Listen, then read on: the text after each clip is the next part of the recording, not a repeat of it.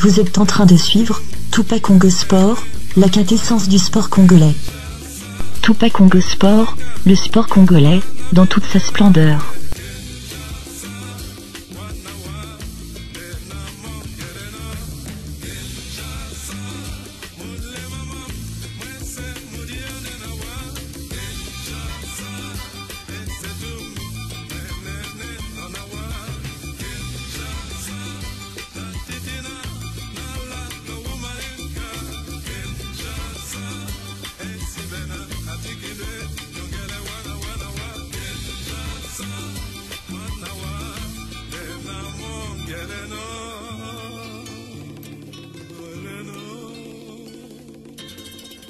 Bonjour chers internautes, passionnés du sport et passionnés du football congolais en particulier. Nous sommes sur Tupac Congo Sport, la quintessence du sport congolais, du Moudjahidine du sport au Congo. Ce jour, nous avons le plaisir de vous faire découvrir un grand joueur, un joueur talentueux, capitaine et international de la RDC Congo, au nom de Bobo Ungenda Muselenge. Alors il nous reçoit chez lui pour qu'ensemble nous puissions le découvrir avec des amis qui m'accompagnent ce jour. Moi c'est Dodi Lobsen de Tupac Congo Sport. Je suis ensemble avec Orly que vous allez découvrir tout à l'heure. Vous allez également découvrir aussi un jeune, Patou et Kofo. Et ensemble nous allons tenter de décortiquer Bobo Ungenda Muselenge. Alors, nous allons faire cette interview en deux langues. Nous sommes congolais, nous sommes à Kinshasa. À Kinshasa, nous parlons le français, nous parlons également le lingala. L'émission se fera en deux langues et nous espérons que ça permettra à large public de pouvoir nous suivre et nous comprendre. Alors, bonjour Bobo. Et bonjour. Et merci de nous recevoir chez vous. Nous sommes à Kinshasa. Et nous sommes sur Tupac Congo Sport, ça passe sur Internet. Et nous avons eu des demandes de plusieurs internautes qui ont souhaité vous avoir pour cette interview afin qu'ils puissent vous découvrir. Alors d'ores et déjà, est-ce que Bobo pourrait se présenter succinctement? Qui il est? Qui vient d'où? Bon, merci beaucoup vraiment pour votre invitation à la maison. Bobo Ungenda, il est fils de Ungenda Muselenge, Augustin, qui est vivant, et de Stéphanie Kanda Koinigé, vivante également. Nous sommes 6 à la famille. Je suis le deuxième, je suis le second. L'aîné, c'est mon grand-père que j'aime beaucoup, le reste de l'être. Kandi Ungenda, Exaucé Ungenda, Ozena et Crédit Ungenda. Là, ce sont mes frères et sœurs qui sont ici de même famille.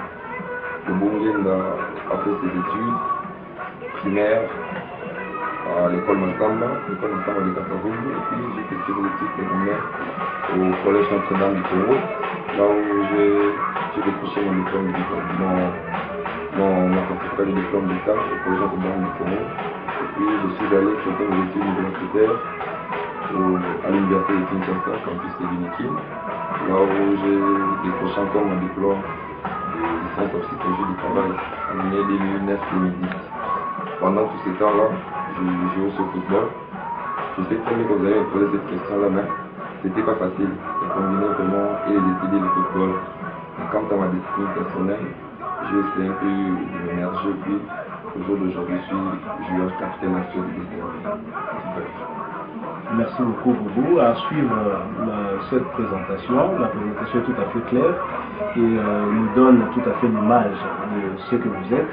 Et dans cette présentation, je retiens une chose, que Bobo a fait des études primaires, secondaires et a poursuivi même ses études jusqu'au niveau universitaire. Alors, vous avez déjà répondu à une question qui me venait à l'esprit, qui était celle de savoir si c'était facile de combiner le métier que vous avez choisi et, avec ces études-là. Alors, une question qui me vient aussi à l'esprit en rapport avec ces études, quelle importance accordez-vous aux études pour un joueur dans un pays comme le nôtre, quand on sait que la plupart des joueurs, il ne faut pas qu'on se le cache, n'ont pas tellement poursuivi leurs études jusqu'à ce niveau-là? Bon, premièrement d'abord, je remercie d'abord mes parents. Mes parents vraiment, ils se sont battus vraiment pour que je puisse terminer mes études. En tout cas, je les remercie. Je ne sais pas qui dirais-je moi de ma part, à propos de mes parents. Une grande merci vraiment. Et je ne sais pas si ils vont suivre cette interview, je ne sais pas, mais je les remercie vraiment. Mes parents qui sont venus, ils ont fait moi un très grand travail pour qu'aujourd'hui je sois licencié en psychologie du travail. L'importance d'abord de la science que je fais à l'université de Kinshasa par rapport au football congolais, en tout cas, la psychologie a une très grande place. Les psychologues jouent un très grand rôle ici, pas seulement ici en RDC, mais au football. Malheureusement ici, les Congolais sont vraiment ignorants. Les Congolais se donnent toujours aux fétiches. Alors, les vrais fétiches pour moi, c'est la psychologie. Parce qu'un bon entraîneur peut être un psychologue. Il doit savoir l'état mental, l'état psychologique de ses joueurs. Les joueurs également doivent être des psychologues. Non seulement ils peuvent être des psychologues, mais il doit y avoir un psychologue au sein de l'équipe. Parce qu'il est là pour remonter le moral. Parce que si vous savez, ici, au football congolais, particulièrement à Kinshasa, ici, il y a un problème de motivation. Si tu vas avoir un problème de motivation, mais s'il y a un psychologue, il peut les remonter le moral sur tous les plans. Il peut venir pratiquer ces techniques et méthodes au sein de l'équipe. Malheureusement ici, je demande ces messages que j'ai lancé dernièrement dans une des émissions du DCMP. Je demanderai vraiment à nos dirigeants, à tous les passionnés vraiment du football, la place vraiment des psychologues au sein de nos équipes. Et ces équipes nationales, il faut qu'il y ait vraiment un psychologue parce qu'ils ont un très grand rôle. Les matchs comme dernièrement hier, c'était avant-hier, disons. Le match des Cameroun, c'était un match psychologique avant tout. Tout d'abord, c'était un match psychologique. Dans le sens que le Cameroun, c'est très difficile. Par rapport aux statistiques, le Cameroun est supérieur par rapport à nous. Même sur papier, le Cameroun est supérieur par rapport à nous. Mais il faudrait qu'il y ait un psychologue au sein de l'équipe nationale pour que, avant-hier, on pouvait gagner même ces matchs-là. On devait d'abord remonter le moral des joueurs, des supporters, d'appeler. Je remercie beaucoup les supporters qui étaient venus nombreux de Martyr. Malheureusement, cette déception-là et tout. Mais vraiment, les sciences que je fais à l'université de Kinshasa, je demanderai bien sûr à vous aussi, il faut qu'il y ait des psychologues au sein de notre équipe nationale, au sein de notre club ici à Kinshasa, ici au Congo. Toupa Congo Sport, la quintessence du sport congolais, vous fait découvrir Bobo Ngenda qui s'exprime très bien en français. Nous en sommes très heureux. La preuve, il est licencié en psychologie du travail, je crois. Et Bobo, c'est dire que vous ne croyez pas aux fétiches, vous ne croyez pas à ce qui se raconte à Kinshasa, Ngomba. Non, moi je ne crois pas ça. Ouvertement, je ne crois pas ça. Le premier fétiche, c'est d'abord le travail. C'est d'abord l'entraînement. Parce que lorsque je suis né, je ne suis pas né avec ces fétiches-là. Je ne suis pas né joueur. Je suis né un enfant comme tout autre enfant. C'est les dons que Dieu m'a donné d'être joueur. Il y en a des joueurs que j'ai dû exploiter, genre mon don. C'est pas que 2 mois après, demain, quelqu'un peut venir chez moi ici au Bobo, tu vois. Avant de jouer, il faut faire ceci, il faut faire cela. Peut-être ceux qui ont les trucs. Parce que moi, vraiment, je suis d'abord né chrétien. Je suis à 100% chrétien, catholique, vraiment disant. Je ne crois pas ça. Là, je ne peux pas vous cacher vraiment. Moi, je ne crois pas au fétiche. C'est d'abord l'entraînement. L'entraînement est la mère de tout. On voit les Européens ici, vous suivez les matchs ici, Suarez, vous dites, ah Suarez, demain ici, vous croyez, ceci, c'est là. D'abord l'entraînement, parce que moi je suivais un documentaire là de, comment il s'appelle encore, ces joueurs-là, le documentaire d'André Ayoub. Je l'ai suivi ici au câble c'est la télé. C'est qui sait qu'il a dit. Moi je me dis, pourquoi ici en Afrique? Pourquoi ici tellement comme on d'autres en fétiche? Pourquoi? Raison pour laquelle vous voyez la plupart de nos joueurs ne s'arrêtent que seulement ici. 2, 3 à 4 tickets seulement ici au Congo, c'est tout. Je ne sais pas si on peut citer un joueur qui a émergé. Il a joué ici au Congo et puis il est allé évoluer ailleurs. Donc un joueur. Moi je remercie au moins Dieu merci Mbokani qui émerge peut-être parce qu'il a joué ici avec Delors. Et puis il est allé en Europe, là il émerge un peu, en tout cas un grand citoyen. C'est une bonne chose à lui pour moi-même. C'est déjà une minorité. Une minorité vraiment parce que pourquoi? La majorité des joueurs congolais sont des joueurs fétiches. Il ne peut pas t'entraîner, il y a 5 jours d'entraînement, il peut venir 2, 3 jours, il croit seulement rien après. Non, il faut jouer comme ça. Non, c'est pas ça. Pour moi, vraiment, c'est vrai que je ne suis pas né dans une famille là. Bon, fétiche, pour ça, moi je ne peux pas ça. Moi je suis chrétien, pour l'instant. Le parcours de Bobo dans le football, Bobo a commencé où jusqu'à arriver au dernier club de Ferroviaire? Bobo, premièrement, dans les bas âges, j'ai joué. Grand hommage d'abord à mon entraîneur qui jouait avec nous, Oncle Macham. Je jouais avec le personnage dans toutes les catégories, les mini, cadet, junior, 3e division à l'aide des patronages. Et puis je suis allé à l'OC Bangoli, le président Bangoli. Je l'ai salué aussi en passant. Et puis je suis allé à l'aide des tonnerres du président Pajor, mon président que j'aime beaucoup vraiment. Je l'ai salué aussi, c'était la première division. La même première division, je suis allé jouer la mi-saison à l'OCBA FC Toubi, Fondation Toubi du pasteur Toubi Mayoko, je l'ai salué aussi. Après Fondation Toubi, c'est vraiment partie l'image vraiment, les monuments aussi du football congolais, parce qu'il a donné la majorité des joueurs dans nos clubs, de nos grands clubs. Là, c'est les stars, je suis allé, c'est la partie, on m'a recruté, je suis allé jouer pour 6 mois seulement. Les responsabilités m'ont fait une innovation aujourd'hui. Est-ce qu'on peut dire que c'est Fatih, paix à son âme, le président défunt de l'Estar, l'équipe de la commune de Bandal? Est-ce que c'est l'Estar qui vous a vraiment formé ou bien c'est le premier club que vous avez débuté qui a formé Bobo? Bon, les premiers clubs qui a formé Bobo, c'est l'FC Patronage du feu coach Machin. Il n'est plus avec nous, ça fait au moins 5 ou 6 ans. C'est lui vraiment qui m'a formé. Donc, il a vraiment créé ça avec le président Pajora. Le président Pajora, c'est là où j'ai les ouvertures. Parce qu'avant d'aller à l'Est des Stars, j'étais allé faire un petit tour au bac pour moi. Comment ça s'appelle la catégorie là? Stilou, Sporting Club Stilou. C'était pour 1 mois, mais ça n'a pas tenu. Comme tenu à mes études ici à l'université pour aller jouer là-bas à la province, c'était un peu difficile. À partir du président Pajora, il y a eu une ouverture vraiment dans le monde footballistique. Et puis le président Pajora, vraiment, c'est lui qui m'a, je pourrais dire, qui m'a donné vraiment la main, qui m'a dit Bobo, mais non, tu as fait 6 mois, c'est très difficile, on laissait les stars. Un joueur qui est venu juste pour mi-saison, aller dans des grands clubs avec des potentialités, je ne peux pas te garder comme ça. Tu dois aller jouer dans l'un des grands clubs de ces pays. Aujourd'hui, je suis dans les 5. Et dans notre football, surtout à Kinshasa, généralement les joueurs restent très attachés à leur commune, qui les ont vus non seulement grandir, mais également débuter dans le football. Nous avons par exemple la commune de Njili avec des joueurs comme Trésor Boutou, Patou Kabangou. Nous avons la commune de Nganema avec un joueur comme Dieu merci Mbokani. Nous avons Gladys qui est de Bandal et Bobo et tout. Bobo est Kassarou. Il est grandi à Kassarou. De la commune de Kassarou. Donc Bobo a grandi dans la commune de Kassarou, parce qu'ainsi vous avez étudié à l'école Massamba. L'école Massamba de Kassarou. Ouais. Ok. Alors, dans le football, qu'est-ce qui fait plaisir à Bobo?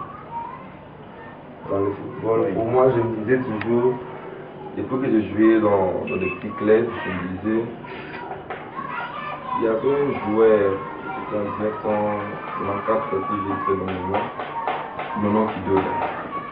Là, je l'ai salué aussi. Il vient SMP? Oui, il est SMP. Il me faisait vraiment, je sais pas, lorsque j'allais au stade de Martyr, je vais le nom Kidoda, on appelait avec son pseudonyme, Moutou Kamnez. Je voyais comment est-ce qu'il jouait, je me disais, moi, de moi, après les mains, je vais être comme ce gars. Il me faisait plaisir dans ses interventions, son aisance, malgré qu'il y avait un peu de nonchalance, mais il me faisait beaucoup de plaisir vraiment. Lorsque moi je jouais, on m'appelait aussi le nom Kidoda. Ah, Kidoda, ça me faisait plaisir. Aujourd'hui, maintenant, moi je suis des SMP, ça me fait une très grande joie. Je ne dirais pas que je suis avec la bio-imanienne, c'est une très grande joie vraiment d'être sur le terrain, avec tous ces publics-là, supporter des SMP, non seulement supporter des SMP, lorsqu'on parle de SMP, maintenant on voit leur capitaine. Leur capitaine c'est Bobo, ça me fait un énorme plaisir. Je me dis non, aujourd'hui Bobo Nguenda, tous ces jeunes s'acclament pour lui. Alors pour moi, lorsque je suis sur le terrain, je me dis non, tous ces publics-ci ne doivent pas être ici, ils doivent être satisfaits.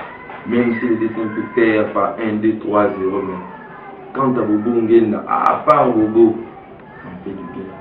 J'ai mouillé vraiment le maillot pour dire que non, Bobo Nguenda fait un grand match. Parce qu'il est capitaine, vraiment le cerveau moteur de l'équipe. le grand plaisir de commencer ça.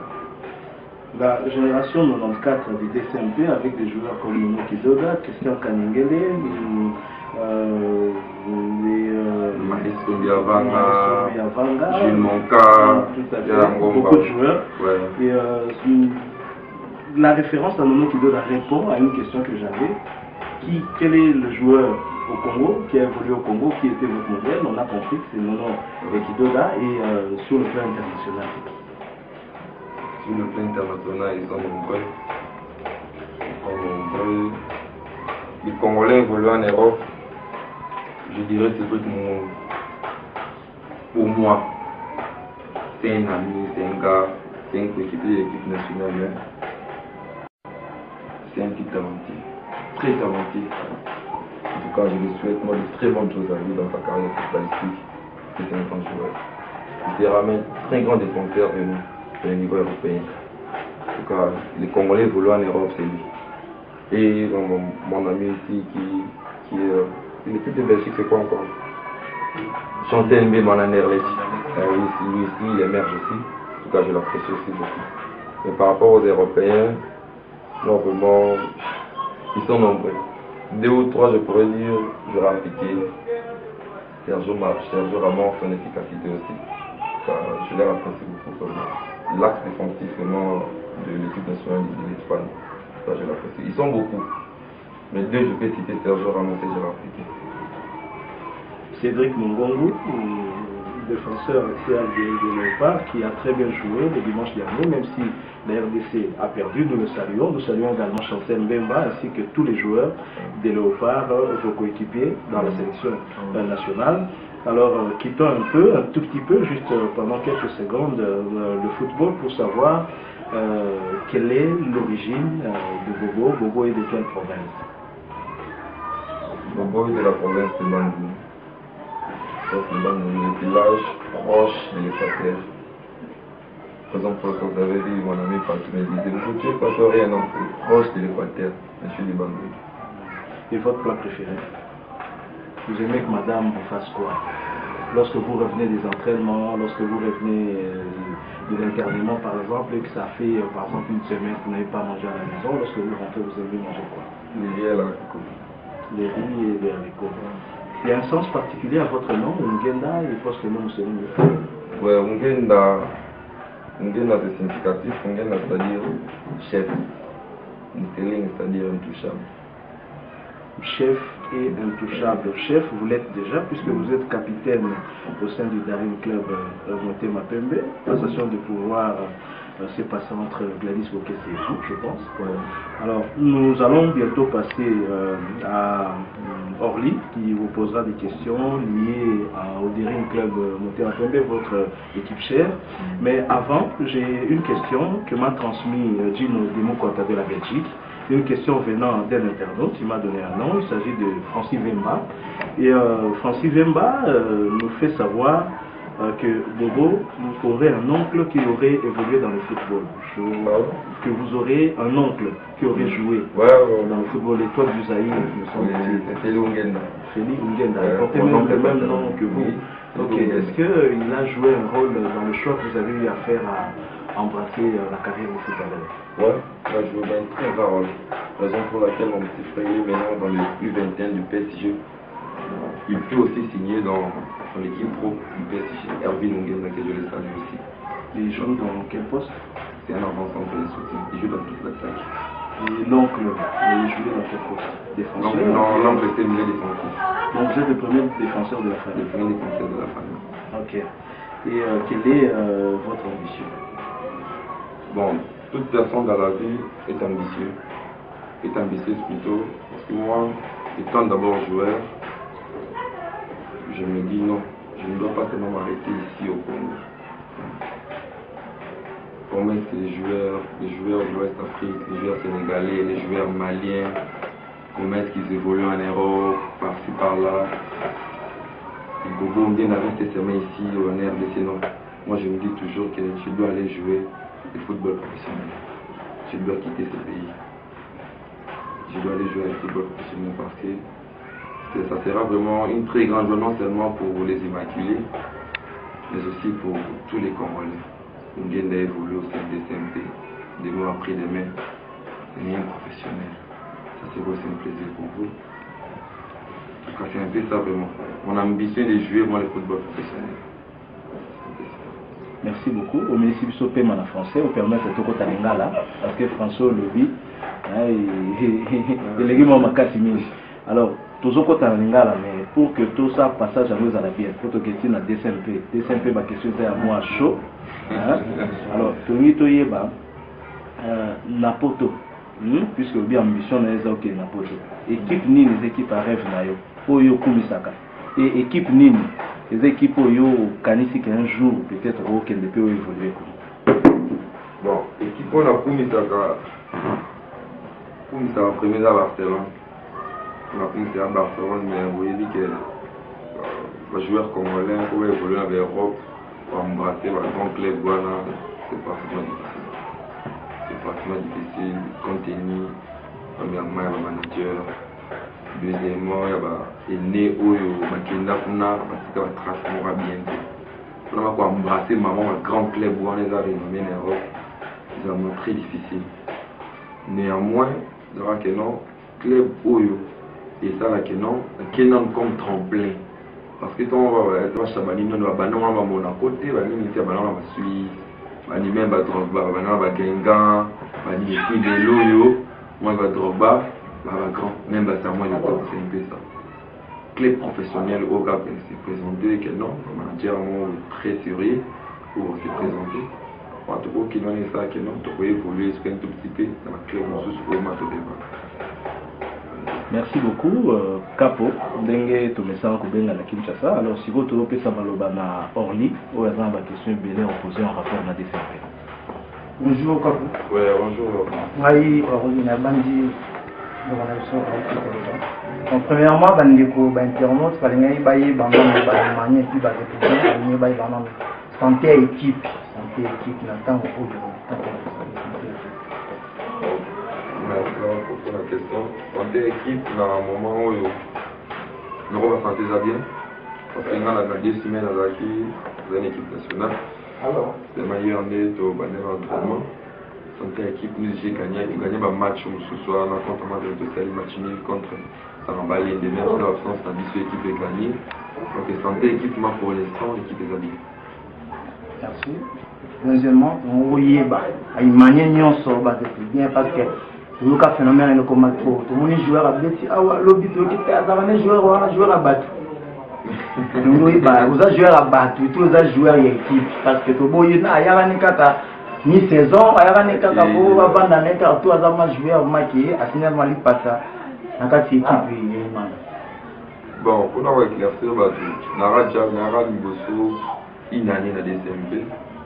Après une année, il y en a qui ont été dans des DCMP, ils ont été dans des quarts de finale de l'Oumoué, avec un album, un album, pour besoin pour renforcer. Mais, on s'est resté baraté, donc ça va à Bengadingaï, à Yabiaka, tout ça, Makambu, tout ce monde a les stars définitifs. Seulement, on joue à titre définitif. On a éclairci Badou, des joueurs de DCMP. Définitif à Iman. On a joué à DCMP, contrat le signal à Montouté. On a joué à DCMP, Montouté, président tel stage. On a joué à DCMP, on a éclairci Badou. Tout le monde pays qui a la numéro de président parce que Iman a trop de vendre qui n'a de Konanga, de Boulana, de l'or, et en son nom. À nous, il s'en a des fois qui. Iman est arrivé à y a président Moussangani.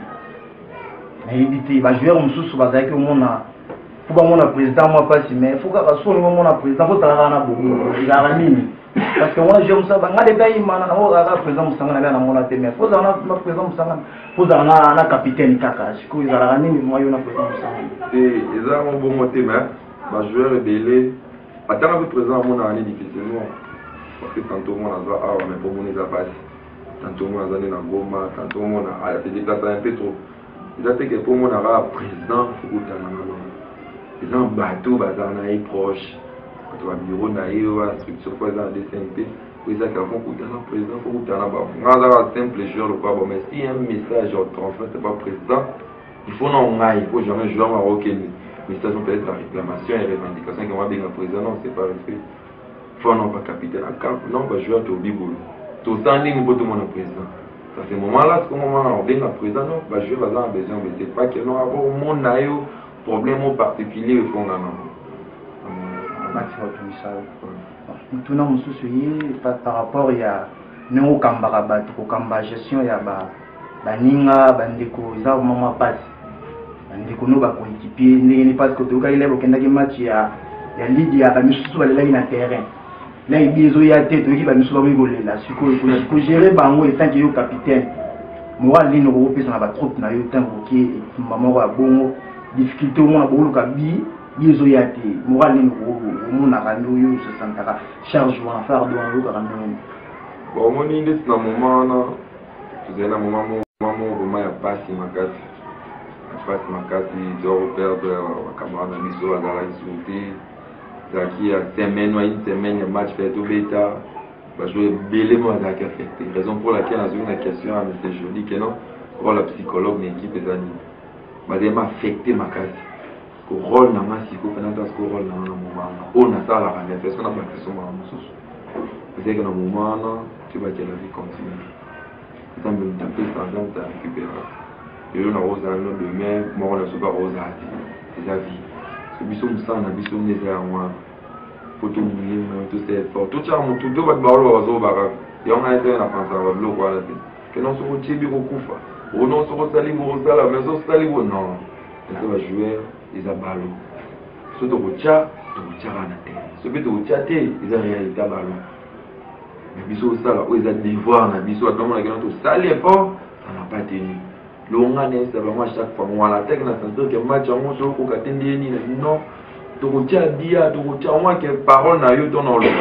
Et de l'on est d'accord à assurer, la Roya, il y a un état de l'auto gagné. Il y a capacité de gagner, capacité de gagner. À tout qui te tout matin.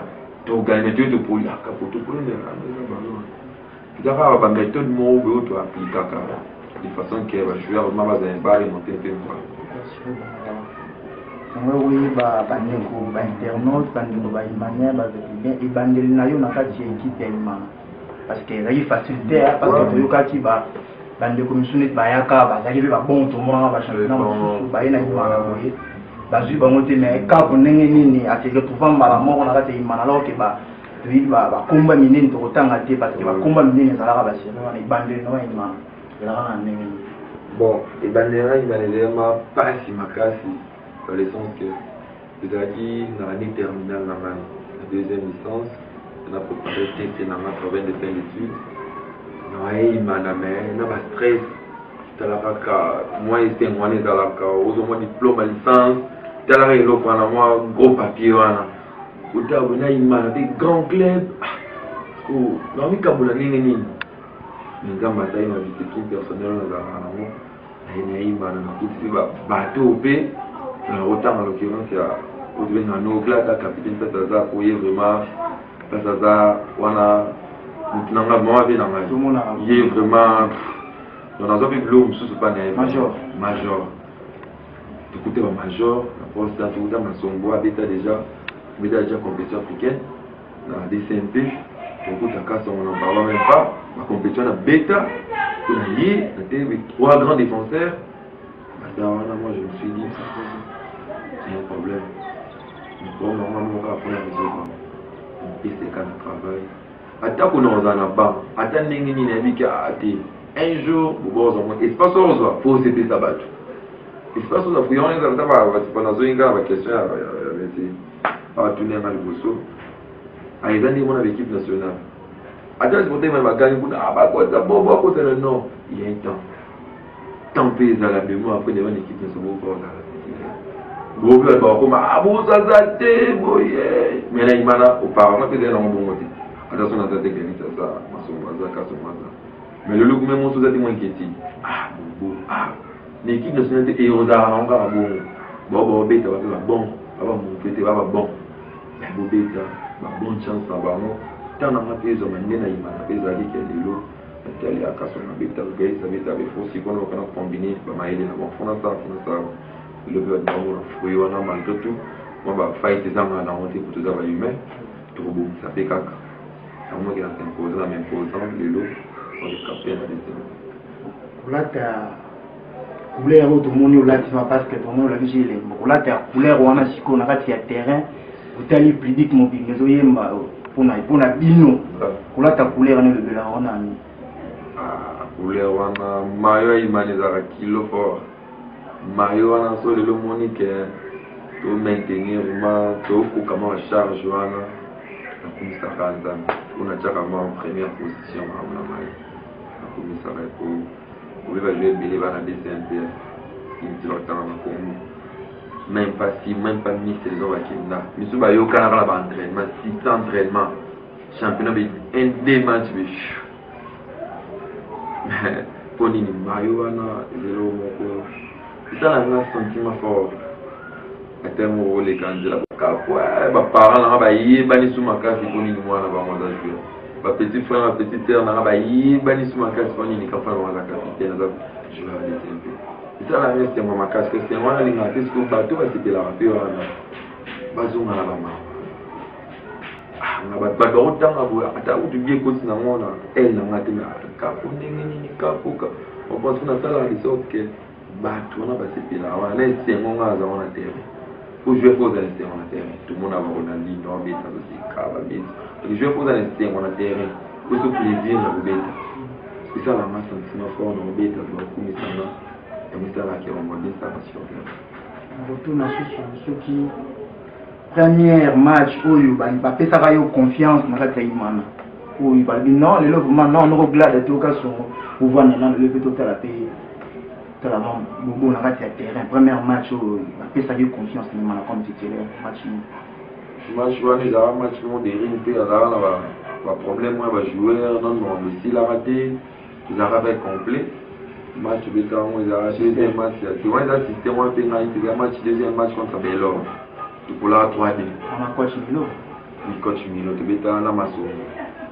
tobeta tokolaka 3D bagalisi na mamona esilaki te bakasi obetanga na masongo na axe le cas bien mais le cas très bien vraiment te la premier match tobeti bon faussement te mpo bato wana tozala na bango tobeta na bango mais premier match mandenge ma obetaka bato mosu okomaka bobobeti de me nga moko nayebi nde nabetaka ezalaka bongo te mais après il est siko malin match au le cas bon beta bien on s'en va confiance première vie na yo na kati ya imana première vie na nga contre Matis ça 0-0 si donc première meeting si la boue dans 45 minutes on score première vie na kati ya imana leo on a imana meilleur ami de chambre leo okendaka éternellement bozalaka ni trop ba mère aux avant la chambre vous avez une ambition ma mère papa na sachi mais ami na mai on a robot santé qui sont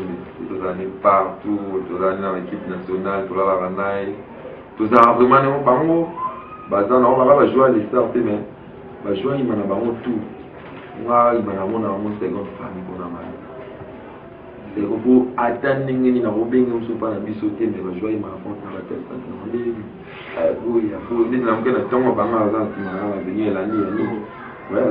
il faut dans mon avis pour ça jouer en Allemagne. Ma mère a mis dans ma tête belé mère encore moi intime bazang a été mal qui sont mais biso vraiment papa est dans sa chez bango vraiment tout partageons mais très belé vraiment ensemble même après l'entraînement tout ça n'a pas trop toute ma famille. Le ramini na minoko ya ba ninga na entraînement parce que trop tout ça la bango. Ah jouer les stars va jouer moi à côté. Mon ami ninga ba autres manifester on sous bino bu manifester na bino. Ya n'est passé parce que n'est passé. Ah voilà. Au moins ça bino ka totala kaka balampa. Bandi bona biso wa totika biso misusu totala biso totala biso mona kaka bino kaka moi famille wana kaka bu maka ko tona za moi kisi za yo logo nini. C'est ça moi kisi.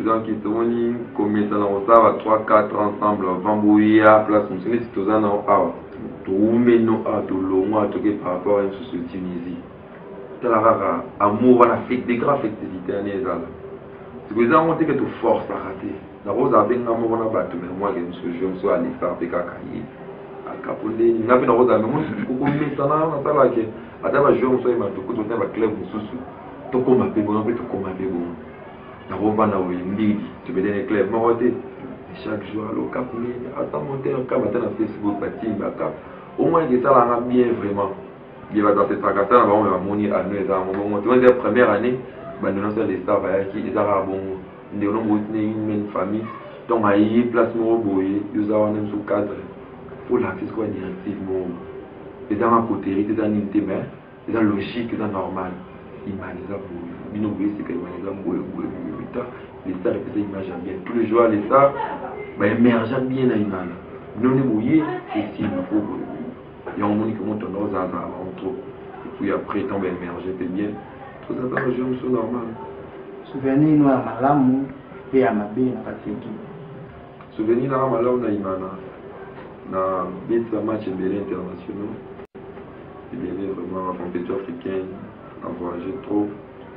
n'a voyagé trop la dérive la bit match belé l'équipe de son temps à TV le Maghreb l'équipe à Sud-Afrique souvenir à malamu ya mwana la côté na monde mo boy bobo ngenda ye banjo ga bobo ngenda yone ka bobo itala nga bien makasi souvenir à malamu na imana ya mwana lelo yo na capitaine to apesi na banza wana habité atamu to za 2050 waka nemo 2009 2010 2011 capitaine za kitele na côté na nini wana pour palmarès wana souvenir na malamu ya mwana wa mabe vraiment en récent ils ont récent de tout en faire pour dire la histoire wana jamais la bon salon ya souvenir mabe makasi pour souvenir nyos mabe na kutana na bani vous en dans quelques heures vous allez ici après 2 heures il y a profit on a vraiment frappant aïe et nous qui était dans deuxième peu ma souvenir ma bien par rapport à la carrière na yo na kati ya Congo parce que tu dis que vous en fait par mission sous la mais na kati ya Congo pour le bani par rapport à carrière na par rapport à carrière vous gagnez balina foot vous gagnez ba coupe du Congo ouais surtout ça vraiment on est des choses pas plus citoyen tu peux s'imaginer l'autre dans le côté là tata je suis là tu peux s'imaginer l'autre j'ai eu ma chance dans tout comme ici ma quart de finale mais étant capitaine tu peux s'imaginer l'autre faut imaginer s'habituer à moi qui est Coupe d'Afrique autre ça l'année ça là on déjà mais ce qu'il faut te penser et l'eau comme mon boy moi coupe mon boy moi ni ça la déjà m'a bien pour étant capitaine dans le ballon ah non tu gagner ma zembete depuis na imana tu n'as gagné ma zembete en capitaine ah non tu gagnes avec l'FT depuis na comme capitaine depuis na ya imana non tu gagnes avec l'FT tes photos battre avec le sentiment dans moi pour tout moi tes photos doivent couper tout ce que les moments où on DCMP et ça bien bané pour ya babu tu vas voir coupe babu bakata libala mort babu basala babu ngamelo mali na vision ya yo pe ya baninga misusu par rapport à la suite ya la division impact que tout le monde tout musika mais tout le monde tout ça ne va pas il y a 5 ba 3 première place vision na bino seconde vous obéir ça soumis vision na biso na minto ya que non to beta compétition africaine to zonga imana umutsa to kutamo na compétition africaine to longwe so le joueur boken to uboza effort au moins on s'est dans la coéquipier dans maï imana to zonga en compétition africaine tout ça sentiments dans la bonne compétition africaine et à New York tout long peut-être tout long dans 16e de finale donc on m'appelle peut-être dans quart de finale et ça fait bien dans ma souci dans ma main en moi tout n'a suka pour na tikla pende comme soucika par rapport ya parce que vous a l'idée dans notre équipe vous en a moi à dire pas entraîneur vous en a moi à dire na supporter vous en a moi à dire que na président vision aux hommes na imana ou ils bazona na imana ou vision aux hommes na ndenge parce que tozuka simba benda babeta na machette kuna bakanga batu vision aux hommes na ndenge est-ce que tout va na kaka tout tikala kaka équipe association tout hommes na ndenge pour vision na ndenge et vision ngai vraiment dans mon bablo kana simba benda famille arabe dans une famille première arabe côté mais les gens ça il a toujours en famille première arabe la première arabe la benda simba bien la que non ba papa na biso koko na biso ba yo kani déjà ba santé déjà partout c'est ça que non tout qui est musique ça bien et ça bien makasna idée au premier ça qui va comme ça dans la société d'abord on est d'abord en société c'est d'abord ça te fait d'abord par la tête. Souhaiter ça va arrêter que non, ou ces entreprises aussi, non, ils ont tout le monde. Il faut ça, non, que non, ils ont arrêté. Équipe le remis société, boé, mais beaucoup non souhaité, mais vous avez énormément de entreprises. Que notre motivation, tous les joueurs dans le contrat, tous les joueurs dans la condition très bonne. Vous avez dit que les joueurs n'aiment ça va. Avant que tout le monde mette dans l'application. Ils ont mis ça, maintenant, on va jouer dans la condition très noble. Il y a une société, il y a moins. Donc, vous savez que votre société, on va jouer dans la condition de c'est ça d'abord la société. Donc, on a vision, on a moins pour ça, avec nos joueurs, à mixer ça fait de façon que l'équipe n'est pas qui est possible. En tout cas, merci. On a remercié Orly Mingi na ma question à Tuni. Na ma question na évidemment retourne à qui après vous puiser ma question concernant la DCMP. Mais ce qui est intéressant c'est que na ma réponse na yo aux autres répondre à ma question sous autre quoi vous en alors na zomi tout na ceux qui partout où ils sont présents en gros ça sonne à ma question à Tuni. Voilà tout qui peut naïe certainement ou la sous ma on va DCMP un peu plus profond pour aller voir ça oh yo zo bomba no zo mobiliser ça tout. Mbote de mon abou. Ouais, mbote de bateau. Raï partout Ekofo. Tout ça va congolais. Oui, Ekofo ani sika ba na. Na elbi. Dans la province équatoriale. Muta mai na utima na mai. Même français ko na loba na te. Pe na loba o kaka na mozomo na o na zoyo. Na elbi ba bomba raté parce que na ba raté sandu ko te ko na bomba. De mon abou. Na ko continuer na question mo ko pour l'autre nous dit à tout naki nan de kolanga oli sur ambition papa maintenant na elio pour le qui n'a parcours mo kitoko au moins un joueur a outil équipe ya mukie le rôle à l'État pour beta 6 mois à na imana a eko s'imposer au beti coupe d'Afrique qui na imana ba poste écoute misusu oyo kutu au kanadi même au beta tête au monde beta même idée on va taper ba bidon tout pas tout c'était là mais comment yo mutotani classe vous a licencié na campus même titre na ba ministre tout le monde même titre na ba député tout le monde même titre na ba DG est-ce que on kika continuer quand na ba la ou bien on kiko défendre papier non un jour au lieu continuer quand on de ba poto que de kopeta l'international vous y a faire bobo ngi n'a pas comme une DG voilà bon tout dans la nana ah ouais voilà et là tout n'a pas ambition par rapport à la carrière footballistique j'en ai bon oui que football, les gens carrière, mon cours, les gens duré mon cours éphémère. C'est-à-dire qu'ils ont duré mon cours pied. Parce qu'il y a 35 ans, 36 ans, forcément, on est dans les 21 où ils ont sauté. Mais c'est qu'après football, aux années, ma retour d'abord bon et belé. Après football, il faut gagner au gérer, c'est bon, moi je sais que je suis licencié. Dans ça, la paix, pour la bâcler, que tu ne fais pas mettre lobby. Dans ça, la paix, la formation, puis un expert en psychologie des sports. Tout ça, on a un partenaire en Angleterre, Australie, tout ça, on a dit, un expert. En tout cas, on a un ambition belé, surtout pour la science. C'est que on a aussi qu'à balle et puis tout le monde est en cas qui a beaucoup de la comité. Je me consacre d'abord au Nicolo, on a un temps où on a fait réunion sur la balle. Même que l'on veut la balle et même, tout le temps, il y a aucun Nicolo côté cultivaka, la notion il y a peu de cours, il y a des étudiants qui ont déterminé sur les systèmes soit bien à peine. Je fais la pédagogie. Dans le cas pour eux, dans le cadre, il faut que matière, on peut se vendre, matière de mon qui m'a. Les temps d'autres sont off, mais tu dois avoir un délai, les thèmes qui n'ont pas fait, pour la aider, on a monté, mais pour aider, bon, de façon que matière n'est pas. Mais c'est pour pas aller après football. On a croisé ma on a tara non des non mission dans les mois après demain cadre mon peu dans beaucoup non seulement dans matière sport mais en matière parce qu'il y a des licenciés généralisés.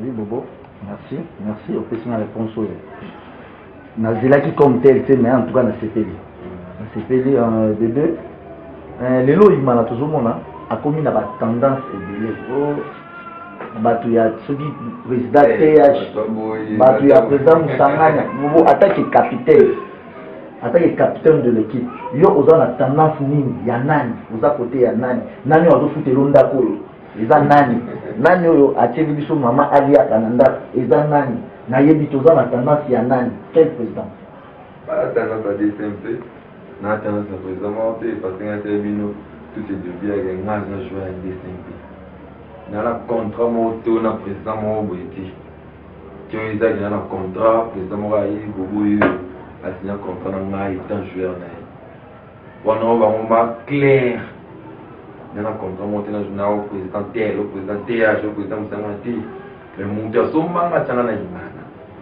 les président Msangati temps définitif ya imana c'est président Msangati mais dans tendance on va tendance sur la Msangati Msangati parce que les personnes passent l'institution reste le président Msangati jusqu'aux tendance là moi de lui c'est Msangati il y a ça bon on est bon ça va bon on va boss déjà on dit que ni imana va moi sur carrière na bibi ngai mutana ngada imana nasali la imana mais imana pe no sa ke muke no zo anga masali parce que imana miroir wana eza na kene équipe nationale yango ngesa ko futa ndaku ko za madame na ndaku bien ya moi mte ça c'est tendance président mo quelconque non ngai lo wana na eza toujours supporter il aura mutu na ngada la raté parce que wana on veut sa carrière na so présenter à chabenga bobo ya zo mo anda ko neki par exemple ça na benga bobo ya zo mo anda ko neki on va présenter la section avec un bobo mutu nyonso atayo kune dans un imani benga bobo na la contribution mo ko basa mo anda kuna boya te temps imanien puis si on edenga pour non ça là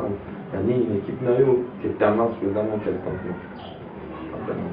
en tout cas troisième mutuna parce que nazana mituna milité ça avant dernier mutuna bobo ba ici biso banda bobo akomo zo mbongo en équipe nationale bobo akomi Lolendo bobo akomi kopona ba match na imana bobo ba entraînement kuyate bobo akomi loyenge donc na yebité et ça par rapport ya ni mbongo kaka toni bon question ba dire on bon moi bato bazalanga vraiment ba yebi ndinga na poli ndina komi boyi ouais mani na boya nda wona ndam nanda na éviter le yingi dans la charge belé mes parents sont vivants ils gars nous sommes pour nous dans la montée bah l'équipe n'a pas nous va licencier à niveau dans le campus dans le campus bah nous devons belé na éviter le yingi par rapport à quoi pour le match là qui n'a sous question moko match na pour le match tout bêta na imana pour 2010 n'est que nous va imana boyebi tout ça 10 matchs tout ça année 10 matchs imana tchaka bité on va attaquer mi-match 11 joueurs membres de la banque on va garder un junior peut-être un milieu de la banque ah bah non mais Bobo a toujours le match donc pourquoi à nous va continuer le match et ça mais que non à un moment là des malades après match à Bukavu va interpréter le cas va faire dans ba mon a fait supervision des malades c'est que deux matchs on a attaqué par présent va être dans ba rendre le match c'est même information parce qu'il a pas tellement va attaquer heureusement là sur l'internet mon ami n'a publié qui a fait ça des raisons na pour le match pour le Lendo d'inviter toute personne est fière mais orgueil non on est fier naïf étant homme étant femme on est fier on a les lorli on a les lor et c'est joli on a fier pour les enfants orgueil dans la vie on a orgueil par rapport à quoi nous dans une autre oh ils ont un côté ils ont rien oh ils vont vite bah bon on va faire c'est ma mise là bon bon pour le moment tu vas faire si le rond qui là oh naïf vraiment premièrement dans la nature on a ils ont ma nature on a des bateaux les gars congolais elle dit à spéculer comment aller de la lumière ailleurs pour jouer en été on va voir ma lobby pour tenir la même je ne suis pas parti mais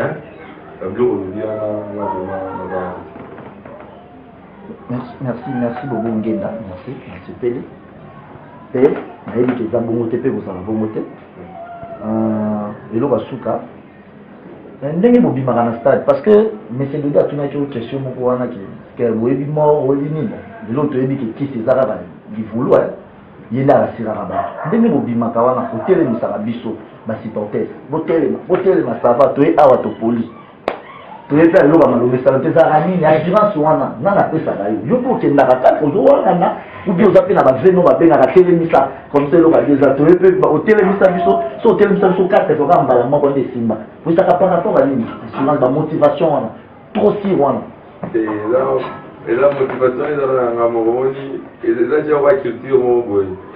Sur le capitaine Abimi, il faut que tu sois supporté. Sur le capitaine, le labin a match matin supporté. Supporté, c'est pas vous avez inquiété.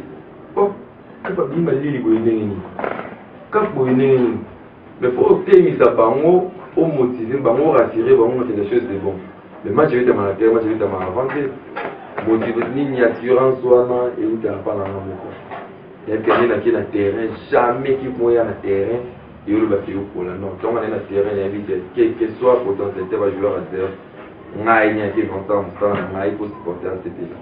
Il faut tout gagner, il y en a qui ça va jouer. Donc il y a le perdre, c'est la loi football. Et si une canne à la bon parce que les gens ça en Afrique. Merci beaucoup. Ok. Merci beaucoup Nayo Patou, dans ma question posée, sans tabou, mais Bobo a répondu au fait. Question notamment sur le problème aux les Kanakati à l'SMP. Alors, tu passé presque 1 heure du temps, Nayo, toujours profiter vraiment pour te remercier, mais te remercier là, nous, où il y a ça qui Bobo va na calme, c'est la bande de va aller bien, pour Madame Nayo. Bissoto Monier, elle est très jolie, malheureusement limitée à l'internet, Nayo.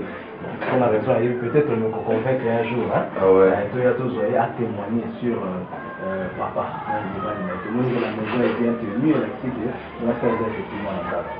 Alors, l'invité sur aux gens à Bilo Basuka, au Polo Banabato, des Congolais disséminés partout dans le monde. Oui, parce qu'il y a Internet. Quand Congolais sont tout pas pour moi, vraiment la remercie. Mon vieux Roger Lopanda, Loponda. Viana aussi, Bamidi Wabe, Charif Mabanga, aussi fidèle malgré tout le monde, mais encourageant, la critique n'est pas critique, c'est ça la bien. Alors, il y a beaucoup d'amis de boyer, c'est ça la masse bien pour mon frère pour mon boyer. Vous avez dit déjà, tout vraiment sportif, tout vraiment non sérieux parce que on peut compter à non seulement internet, mais tout ça va numéro de téléphone. Puis Roger te benganaka, les te bengana, bachariste te attends, on va tu vois, puis moi qui faut ça va, faut beau. Et ça là on a bien marqué vraiment en tout cas beaucoup on a plein cité en tout cas la critique non vraiment constructive n'engage zalaka. Mais bien na bino makolo le kanga on a vu que il suit gars été battu tout le monde en termes de l'Australie on et ça m'a bien marqué là c'était bino Orly et Orly qui mangi ça m'a killé on a pas pour un verbe là. Tout pays dans le matin, mais c'est joli. En tout cas, la remercie de ma carte, tout est sportif, il m'a dit vraiment, la remercie Bino, il manie, avec les biens, oh, Thomas Zembe, le Popo, c'est-à-dire tous les Congolais, dès qu'on voit qu'ils payent la match dimanche, malgré tout, l'élimination, on a Bino tout, au Bolina, Bino pour l'ensemble, au Bino, c'était là. La question est tout bon, apparemment, pour les gens qui ont tourné en présentation Angela Africaine, je suis télé, je suis Ungenda, les Chinangais, Ungenda émergé, pour la famille Ungenda, tous les en Europe, tous les en France, Belgique, tout le monde a plein de succès, je suis télé, les Chinangais, tout le monde a candidat, Trina, créer des sociétés, tout le monde a décimper, je suis télé, vraiment, avec les marques, je suis un peu de dimanche, mais moti na bakamala na baitama basavouer vérité de tout. Thomas Zembe de gagner nos mots. En tout cas, tous les joueurs congolais, toute la République démocratique du Congo, au Mama vraiment franchi Internet, vraiment, ça peut se mettre dans le mot, vraiment, délai, vraiment, il y a délai. Nous avons un robot, ça a été un délai, on a fait personne à clôturer, madame, vraiment, on a l'ingénieur, on a beaucoup, on a vraiment, on a bien, un terrain l'aise, c'est-à-dire que tout le monde a un régime alimentaire, mais tout bien.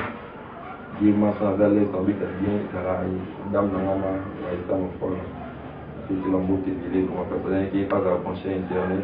On tient la malgré au caméra, on tient la montée, mon monnaie, c'est non, papa m'a fait ça, on s'en bien. C'est la montée, la grosse bisous, c'est lui. Mon père spirituel, Abbé Jean-Paul Pierre, la paroisse Christ-Roi, la robot sanitaire, un beau type de papa.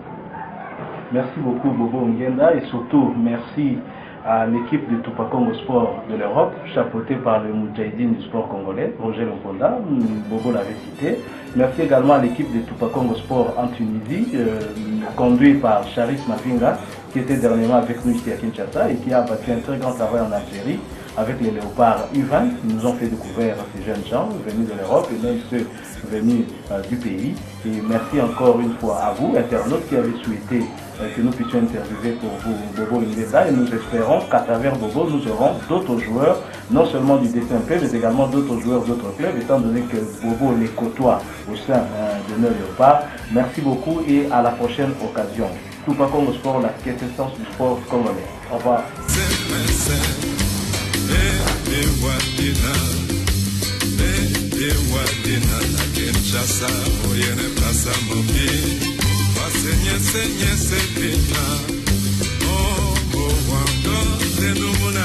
Abusina dese Afrika wonya longo salonge abase wenge banyo